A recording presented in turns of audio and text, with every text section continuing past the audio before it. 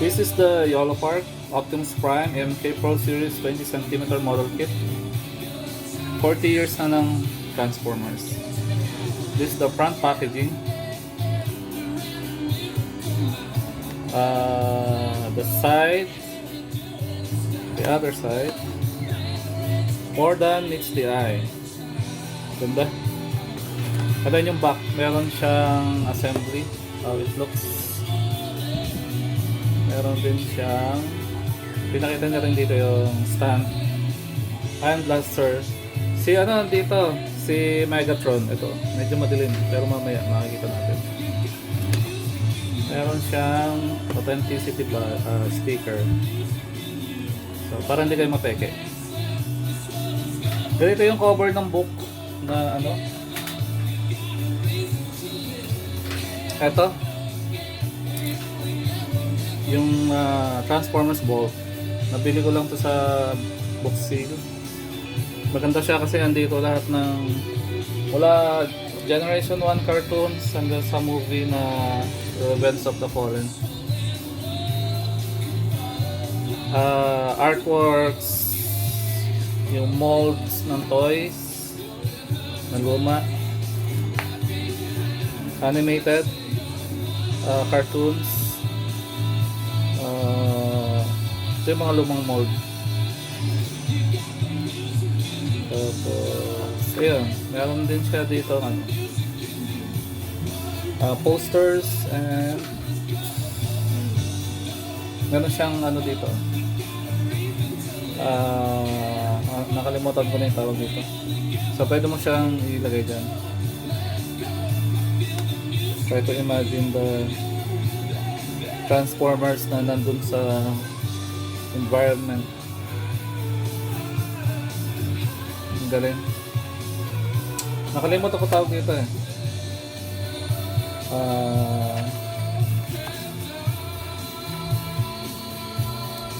G.I. Joe. Kung nakita rin dito, Devastator movie. Sa Revenge of the Fallen. Ayun, yan yung book. Sa likod artwork. So, ayun nga. Naka-mirror lang yung artwork. Pero, palagay ko, siya ito eh. Anyway.